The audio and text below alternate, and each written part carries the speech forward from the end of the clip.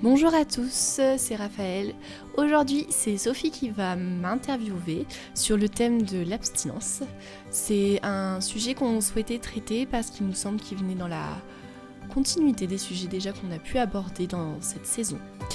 On ne vous cache pas que c'est un sujet plus facile à aborder que certains thèmes, certains sujets d'autres épisodes, mais qui fait beaucoup réfléchir, notamment dans la pratique, la mise en place de cette abstinence si on a choisi de la vivre jusqu'au mariage. Voilà, donc j'espère que ce qu'on va dire, nos pensées, nos réflexions vont vous encourager et je vous souhaite une bonne écoute.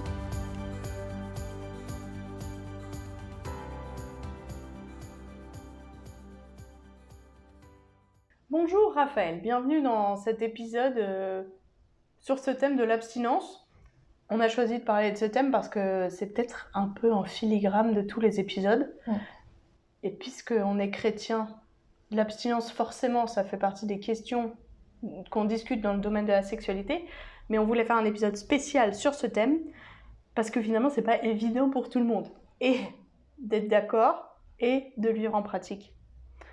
Donc, première question, nous ne sommes pas en philo, mais c'est bien quand même de définir les termes. Donc, Raphaël, comment est-ce que tu définis l'abstinence et qu'est-ce que c'est l'abstinence pour toi avant le mariage ? Eh ben, c'est marrant parce que cette question, c'est moi qui l'ai faite. Et maintenant que je m'y retrouve dessus, je me dis, qui a inventé cette question ?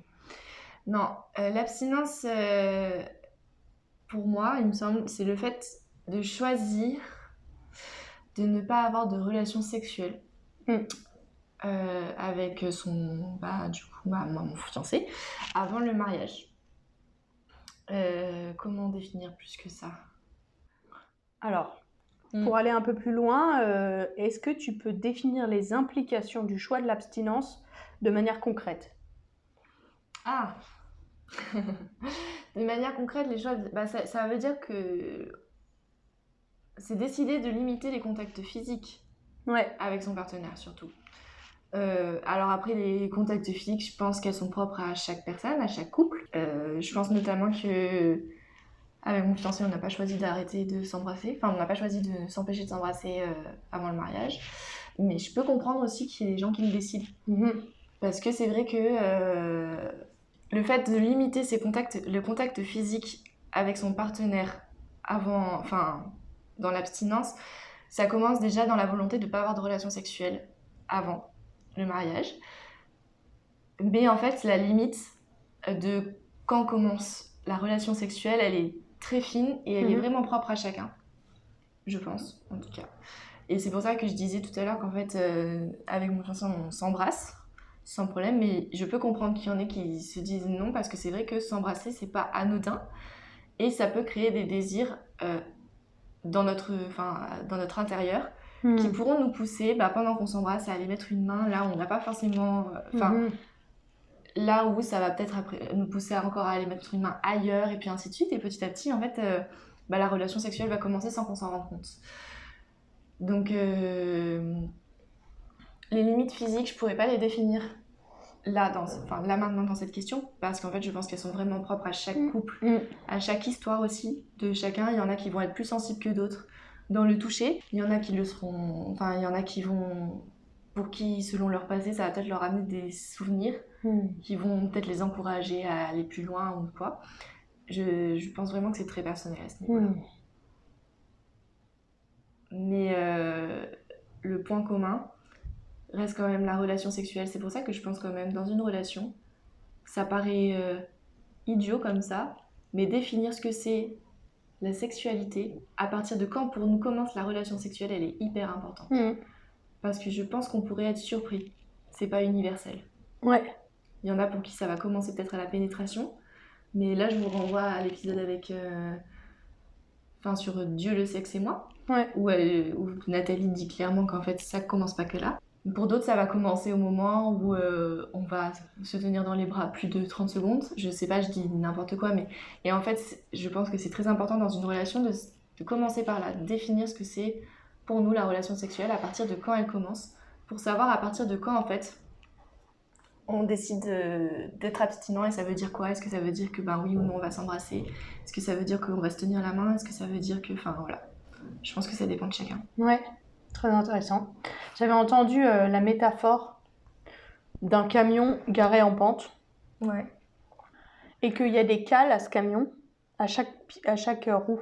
Et que, en fait, si tu décides de franchir des étapes dans les contacts physiques et dans l'intimité physique, en fait, t'enlèves des cales à chaque fois. Et que, si ton objectif, c'est que ton camion... Encore une fois, c'est une question d'objectif. Hein. Si ton objectif, c'est que ton camion, il reste garé là où il est garé, si t'enlèves des cales, c'est un petit peu aller à l'encontre de ton objectif. Et c'est un peu... J'ai beaucoup aimé, t'as parlé plusieurs fois de choix et volonté. Et c'est vraiment une question de choix, en fait. Ouais. C'est ton choix. On ne t'impose pas d'être abstinent. C'est toi-même qui choisis d'être abstinent parce que c'est toi qui subis les conséquences de ce choix-là. C'est ça. Ce choix-là. Ouais, je trouve que ce que tu dis... Et je pense que pour prolonger l'image, dont il faut avoir conscience et parler aussi, le côté de quand tu enlèves une cale, en fait, dans la pente, la remettre après, c'est compliqué. Ouais. En fait, ça veut pas dire que le camion il est déjà en train de descendre. C'est pas impossible. Hein. Ouais. Ça, et là, je relance sur l'épisode de la honte. Ouais. C'est pas impossible, mais c'est compliqué. Ouais. Et ça, faut en avoir conscience. Et moi, je pense que c'est quelque chose aussi, j'encourage à en parler. Ça peut paraître idiot, et peut-être qu'on en reparlera plus dans les questions suivantes, mais on a déjà envisagé avec mon fiancé qu'est-ce qu'on fait si on craque, en fait. Comment on gère ça. Et j'encourage à en parler parce qu'en fait, je pense que si on est solide sur ses appuis et qu'on se dit qu'on ne chutera jamais, eh bien, peut-être que sans s'en rendre compte, on va franchir les limites, on va enlever les cales petit à petit et en fait, on va chuter, on va craquer. Et la déception envers nous-mêmes, la honte, va faire qu'il y aura peut-être des conséquences dans votre couple, dans le couple en fait, qui va faire que ça va devenir compliqué à gérer par la suite. Alors que envisager cette possibilité-là, en parler avant, déjà ça vous permettra de vous... Enfin, moi je sais que ça m'a vraiment aidé à me rappeler que je suis faillible comme personne, je suis pas parfaite. Et même avec toute la bonne volonté du monde, des fois je peux faire des mauvais choix. Et dans ces cas-là, qu'est-ce que je fais? Vraiment. Et là ça me fait vraiment écho à l'épisode sur la honte. Où vraiment, du coup, je vais pas approfondir sur cette question-là, mais vraiment aller l'écouter parce que on en parle, quoi. Ouais. C'est vrai que c'est très très intéressant de se donner les moyens de l'abstinence si c'est ce que tu veux, en sachant que ça va être très difficile parce que le poids du camion qui veut descendre la pente, il t'emporte. Et du coup, il n'y a pas de honte à ce que le camion il veuille descendre la pente. Il n'y a pas de honte même... on ne devrait pas être surpris que le camion il veuille descendre la pente. Les hormones, elles sont faites comme ça. Le besoin d'intimité, l'envie de connecter fait que ton camion, il veut descendre. C'est super comme métaphore, ça nous évite de dire les mots. Et du coup, c'est vraiment ta condition des cales que tu mets et de sentir que le camion, il est en train de t'embarquer. En fait, t'es pas surpris le moment où le camion, il commence à partir. Et ça rajoute pas de honte. Du coup, tu peux être... tu peux un peu plus dire les choses, tu peux appeler à l'aide, tu peux prendre des mesures parce que t'es pas surpris. C'est ça. Mais il faut vraiment en parler. Je pense que c'est très important, même si ça nous semble... Même si comme ça, vous dites... De toute façon, avec mon conjoint, on est d'accord, on n'a pas besoin d'en parler, c'est évident. C'est hyper important parce qu'en fait, quand vous vous retrouvez face à la limite, vraiment en train de la vivre, c'est déjà trop tard. C'est pas là où tes hormones elles sont en feu que tu peux avoir une conversation philosophique sur alors là je sens que j'ai envie de connecter avec toi en termes physiques. Ouais, c'est clair. Et c'est surtout que je trouve qu'en fait ce qui est très compliqué, c'est que à ce niveau-là, alors ça va dépendre de votre passé, ça va dépendre vraiment de votre passé et vous connaissez plus ou moins du coup. Et en fonction de son passé, on se connaît plus ou moins et on sait. Il me semble en tout cas que physiquement, on a tous un endroit où on est plus sensible que d'autres. C'est ce que je disais tout à l'heure quand je disais il y en a, ils sont plus sensibles au toucher que d'autres. Il y en a qui vont... il y en a, même si on est moins sensible au toucher, il y a une zone où on sera plus sensible et où les hormones, c'est trop tard, on ne pourra plus rien y faire. Et en fait, alors si vous vous connaissez là-dessus, si vous savez que c'est au moment où on vous embrasse dans le cou, ça va déraper, c'est pas la peine. Dans ces cas-là, c'est bien, il faut le dire. Ouais. Et il n'y a pas de honte là-dessus. Comment vous allez gérer ça et tout ça. Et si vous ne vous connaissez pas à ce niveau-là, il n'y a pas de honte non plus. Ouais. Aucune.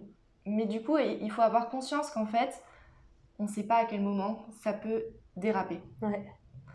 On ne sait pas à quel moment on va perdre le contrôle de soi-même, entre guillemets, et c'est notre instinct, nos hormones qui vont parler, et c'est naturel, c'est normal, et il ne faut pas refouler ça. Mais du coup, si on choisit l'abstinence, il faut se protéger, entre guillemets, de ça. Ouais.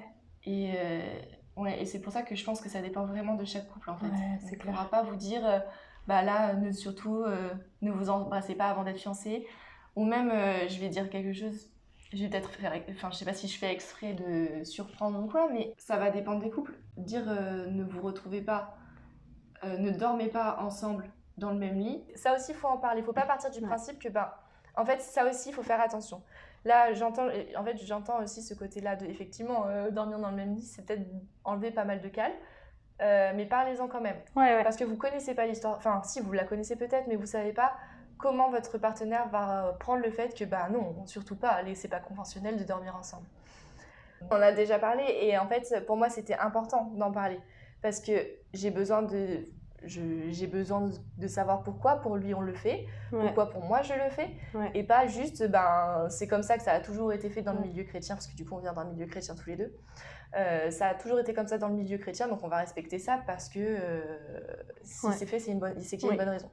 Et moi je rajouterais sur le fait d'en parler, avant d'être marié, ça te prépare une fois que tu es marié pour avoir des conversations sur la sexualité.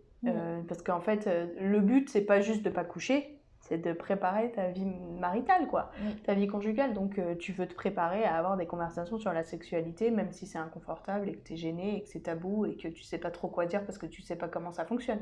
Oui, c'est ça. En fait, je pense qu'il faut... Moi, c'était un tabou que j'avais longtemps dans ma tête. Enfin, c'était une idée fixe que j'avais longtemps dans la tête. La relation sexuelle, quelque part, a quelque chose d'inné, c'est-à-dire qu'on va automatiquement savoir comment faire, entre guillemets, mais en même temps, pas vraiment. Parce qu'elle se construit. C'est-à-dire qu'en fait, il faut que vous en parliez, de dire, ça me... Enfin, toute votre vie, une fois mariée, il faudra en parler. De dire, ça, j'ai moins aimé, ça me fait mal, ça aussi, pour pouvoir avoir une relation sexuelle saine. Et en fait, si déjà, je pense, avant le mariage, on prend l'habitude de dire, là, tu vois, je pensais être capable de résister si on s'embrasse, mais en fait, je viens de me rendre compte que là, dans ma tête, ça va beaucoup trop loin. Je parle pour moi notamment, ça vous prouve en fait que votre partenaire en face n'est pas là n'est pas avec vous que pour la relation sexuelle. Ça, je sais que pour moi c'est quelque chose de très important, et je pense que je ne serai pas la seule dans ce cas-là.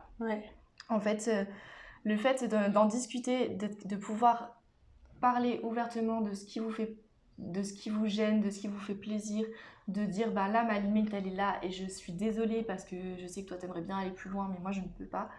Ça va vous montrer qu'en fait la personne elle vous aime pour les bonnes raisons. Elle vous respecte. Elle vous respecte, et ça c'est hyper important. Prendre l'habitude de déjà commencer à en parler avant, ça va vous aider à continuer à en parler par la suite. Parce que c'est pas inné en fait, la relation sexuelle, et chaque relation sexuelle entre chaque couple ce sera différent en fait. On va pas faire les mêmes choses, on va pas les vivre de la même manière. Et c'est important de se dire qu'en fait, même dans le mariage, il va falloir parler de la sexualité. J'ai réalisé que ces derniers temps, avec des gens dans ma vie qui se sont mariés, à quel point l'abstinence, c'est pas évident non plus. Parce que je sais pas, moi, un groupe de jeunes, j'avais l'impression que c'était, tu couches pas, puis tu te maries, tu couches. Et les deux sont des choses très simples et très naturelles et très, voilà. Mais c'est absurde de penser ça. Enfin... C'est absurde d'enseigner ça, de le penser, parce qu'on te l'a enseigné, c'est normal, mais d'enseigner ça, c'est absurde. Ce qu'on entend beaucoup dans cette saison, c'est que la sexualité dans le couple, c'est pas évident, et la sexualité avant le couple, c'est pas évident non plus. Et ça me fait écho à ce que tu viens de dire sur le fait que l'image que les gens vont avoir, notamment les gens non chrétiens, de l'abstinence, c'est qu'en fait le mariage du coup c'est juste pour s'ouvrir la porte à coucher. C'est vrai. Et ça c'est quelque chose en fait quelque part Est-ce que c'est pas aussi une pensée chez les chrétiens? Et oui, c'est ça. Et c'est quelque chose qui, moi, m'a fait beaucoup réfléchir de dire, bah, dans ces cas-là, est-ce que vraiment le mariage, c'est juste... Est-ce que c'est vraiment vivre avec mon conjoint, pouvoir ouvertement avoir des relations sexuelles avec lui? Ou est-ce que c'est plus? Parce qu'en fait, si c'est juste la porte ouverte, enfin, dans ces cas-là, je pense que... Ben, Pourquoi pas? Pourquoi pas? Enfin, pourquoi Dieu nous demanderait d'attendre? Je pense même qu'il nous dirait, en fait, vas-y, si c'est juste pour coucher, fais-le maintenant parce que derrière, en fait, le contrat de mariage, tu vas pas le tenir, quoi. Ouais. Mais ça, c'est vrai que dans l'épisode sur des hommes parlent de sexualité, il y avait cette question sur pourquoi pas. Que s'il n'y a pas de sens à l'abstinence, Ouais. c'est très intéressant de réfléchir en fait à qu'est-ce que c'est le mariage quand tu réfléchis à l'abstinence, parce que ça n'a aucun sens d'être dans l'abstinence avant le mariage si on n'a pas compris ce que c'était le mariage en fait. Ouais, totalement. Et du coup, ma question pour toi, c'est pourquoi est-ce que dans ton choix de l'abstinence, tu as eu besoin de chercher du sens? Au-delà de chercher le sens du mariage, pourquoi est-ce que tu as dû chercher le sens de l'abstinence?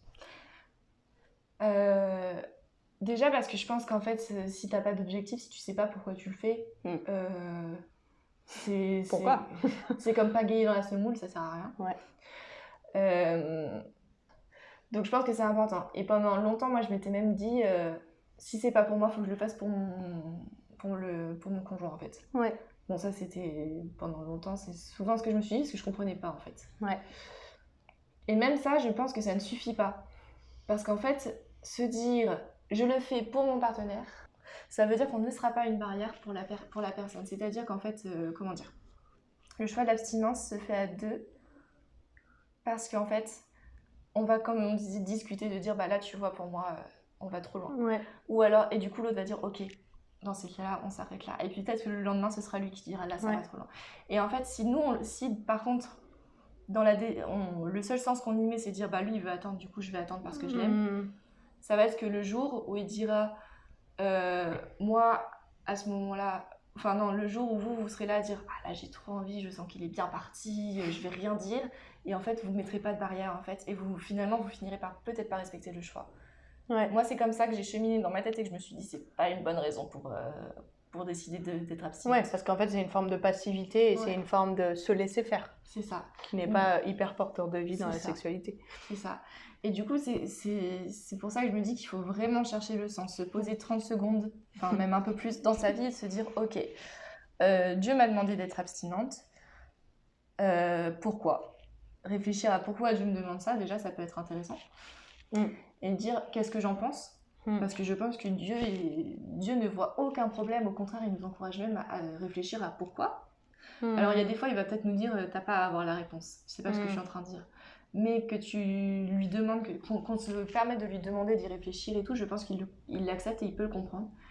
Et réfléchir du coup pourquoi Dieu nous le demande, c'est très très important. Enfin, ça va nous aider à dire, ok, donc vraiment c'est quelque chose de très important pour lui, ça devient quelque chose de très important pour moi.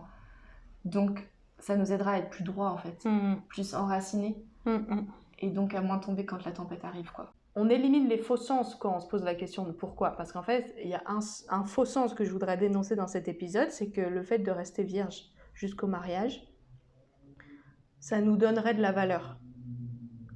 Ça nous donnerait de l'attention, ça nous donnerait une approbation spécifique de Dieu.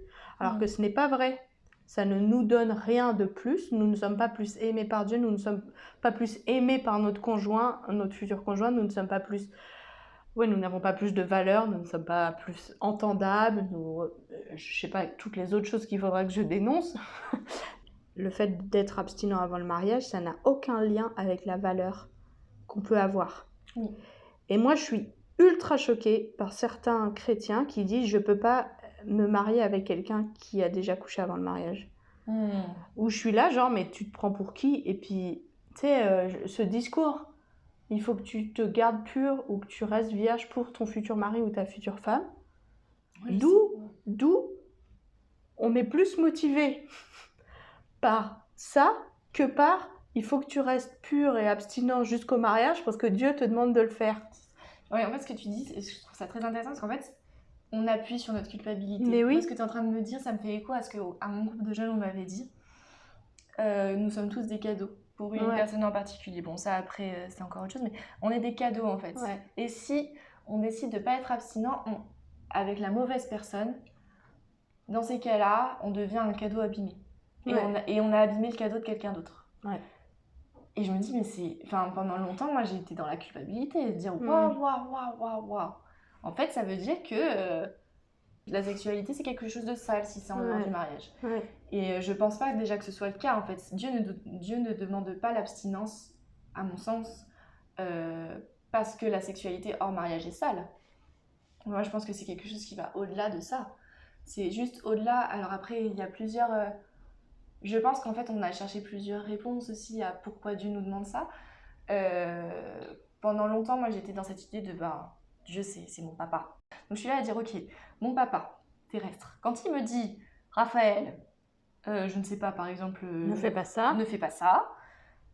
Des fois, c'est relou. On a tous été adolescents, il y a tous ces moments où on était là à dire, mais vas-y, là... Enfin, voilà. C'est relou, mais en fait, après, quand on se pose, on dit... Ah ouais, mais il avait peut-être raison parce que si j'avais fait ça, j'aurais pu me faire très mal, par exemple. Raphaël, monte pas dans l'arbre, tu vas tomber, voilà, par exemple. Et ben là, je m'étais dit pareil pendant longtemps, de dire, mon papa céleste, il me dit, Raphaël, ne couche pas avant le mariage parce qu'en fait, tu sais pas le danger qui t'attend derrière, mais il y a un danger. Ça, après, moi, c'est quelque chose qui m'a aidé pendant un temps. Et si c'est quelque chose en quoi vous croyez, je pense que c'est vrai, en fait, ça reste vrai. Ouais. Mais je pense que ça va encore au-delà de ça. Parce qu'en fait, une fois que... Enfin, je sais pas, on en voit des gens qui ont chuté avant le mariage. Et même nos amis non chrétiens, qui souvent n'ont pas attendu, franchement, ils se portent plutôt bien. Ouais. Donc c'est qu'il n'y a pas... Enfin, c'est que ça va au-delà, en fait, de juste le risque de se blesser, le risque de... Enfin, ouais, des risques comme ça de protection, entre guillemets. Je sais pas si tu vois ce que je veux dire. Oui, c'est-à-dire que encore dans les faux sens, en plus de la valeur, il y a le risque, le danger. Ouais. Et ça, c'est vrai que c'est un faux sens à aussi considérer. Même si des fois, je pense que c'est un vrai sens aussi, parce qu'il y a aussi des contre-exemples de il est pas gens... Voilà, il n'est pas totalement faux. Voilà. Il n'est pas totalement faux, mais ça peut pas être la seule chose. C'est ça. Alors du coup, je vais te poser la question. Toi, tu mets quel sens derrière l'abstinence ? Alors pour ça, en fait, moi je sais que ma réflexion découle du fait que j'ai beaucoup réfléchi à ce que c'était le mariage. Ouais. Et on en a parlé tout à l'heure, c'est en fait le mariage, c'est pas juste le oui de Dieu à vas-y, maintenant tu peux y aller, YOLO, tu peux te toucher où tu veux. Ouais, c'est ça. Toute la journée si tu veux, il n'y a pas de problème. Non, c'est pas ça. Le mariage, c'est l'illustration terrestre en fait de l'alliance entre Dieu et son peuple, de Jésus et son Église. Donc ce qu'on appelle son Église, pour éviter le jargon, c'est en fait le peuple de Dieu maintenant, les chrétiens en fait. Et donc avec cette alliance-là, à mon sens, on fait pas n'importe quoi. C'est pour ça qu'il y a un cadre et que on se marie pas. En fait, quand on se marie pas en disant derrière je peux divorcer. Je pense. Et je pense qu'en fait la relation sexuelle, en tout cas c'est ce que j'avais, c'est une fois ce qu'on m'avait dit et je trouve que ça a énormément de sens. La relation sexuelle aussi illustre quelque chose de l'alliance avec Dieu. Et en fait, et je trouvais ça très beau et c'est aussi pour ça que je me dis que c'est très important en fait pour moi d'être abstinente. La relation sexuelle, c'est là où on sera le plus proche avec quelqu'un sur Terre. On ne pourra jamais être plus proche. C'est-à-dire que c'est la définition de ne faire plus qu'un en fait. Et c'est ce qui nous attend avec Dieu une fois qu'on sera dans sa présence pour l'éternité. Et donc c'est ça l'illustration en fait. Et je trouve que on ne peut pas faire n'importe quoi avec cette illustration non plus. On peut pas... Enfin... Dieu déjà nous permet d'approcher, de toucher du doigt ce qu'on vivra avec lui dans l'éternité.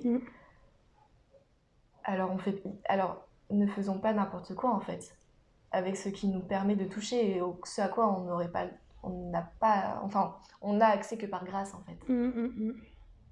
En fait, pour moi, le mariage, c'est vraiment genre Jésus et son Église où Dieu est son peuple, c'est-à-dire le peuple qui déçoit sans arrêt Dieu et Dieu qui pardonne en fait. Et là, c'est exactement ça en fait. Le choix de se marier, c'est une décision de se dire je m'engage à t'aimer jusqu'au bout, quoi que tu fasses, quoi qu'il arrive entre nous. Et c'est ça, et Jésus, il nous aime de cette manière inconditionnelle. Raphaël, est-ce qu'il y a d'autres sens que tu mets derrière l'abstinence? Je pense que dans une société où on met en avant la relation sexuelle avant la personne avec qui on pratique la sexualité, choisir d'être abstinent pour prouver à l'autre qu'on n'est pas seulement avec lui pour avoir des relations sexuelles, c'est important, c'est beau et c'est riche. Et c'est aussi c'est une valeur énorme en fait. Je pense que c'est important parce que là je rejoins, combien de filles se disent peut-être je suis rien d'autre qu'une simple personne manifestement bien fichue parce que dans la rue on se retourne et on me siffle. Mais est-ce que je peux pas être plus que ça? Est-ce que je peux pas être aussi une personne avec des qualités, avec une richesse à offrir? Et je peux pas être considérée juste pour ma manière de penser, pour mes projets, pour ce que je suis vraiment et pas juste pour mon corps qui est pour le moment très beau, mais si ça se trouve dans 20 ans en fait je ne serai plus ce que les critères, je ne remplirai plus les critères nécessaires pour attirer et dans ces cas-là en fait je perdrai toute ma valeur. Et je pense que pour ça en fait l'abstinence, l'aspect respect dans l'abstinence est vraiment très important en fait.